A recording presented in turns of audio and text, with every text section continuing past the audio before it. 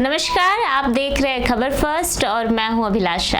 आज हम बात करने जा रहे हैं एक ऐसे ऐतिहासिक प्रक्रिया की जो केवल आंकड़ों की गिनती नहीं बल्कि भारत की भविष्य की रचना की नींव है। जी हां, जनगणना 2027 डिजिटल इंडिया का नया अध्याय।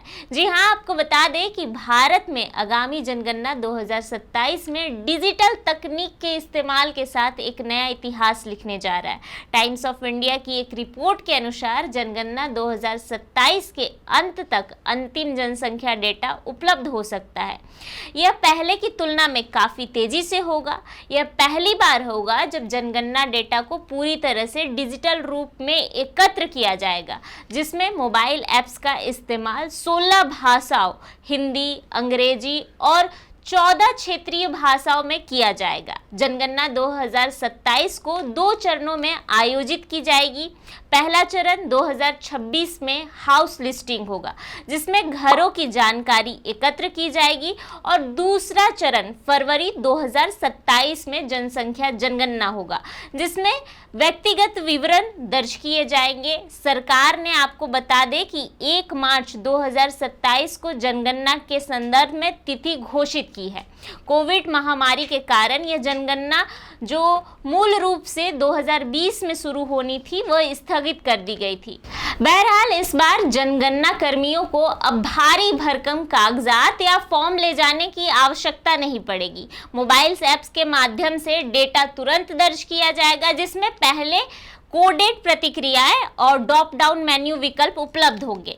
इसके अलावा इंटेलिजेंस कैरेक्टर रिकग्नाइजेशन जैसे कि आरसीआर तकनीक का उपयोग संचरित डेटा व्यवस्थित करने के लिए उपयोग किया जाएगा। इससे डेटा प्रोसेसिंग में समय और साधनों की बचत होगी। नागरिकों को स्वगणना का भी विकल्प दिया जाएगा, जिसमें वे स्वयं अपने डेटा को ऑनलाइन दर्ज कर सकेंगे।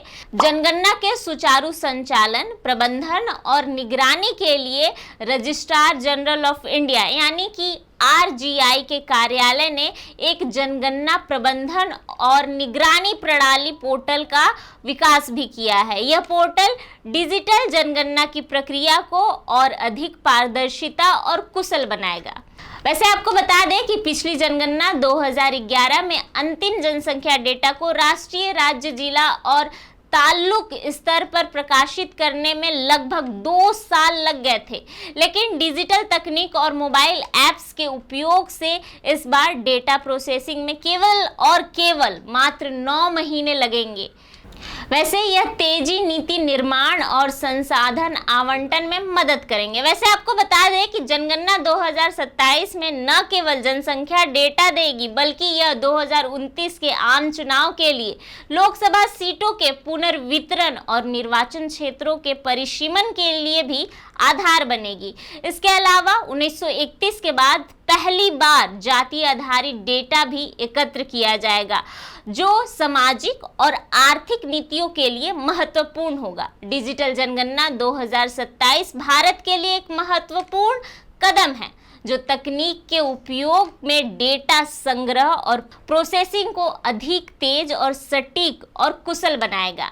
यह न केवल समय की बचत करेगा, बल्कि देश की विकसित योजनाओं और कल्याणकारी योजनाओं को और प्रभावी बनाने में भी योगदान देगा।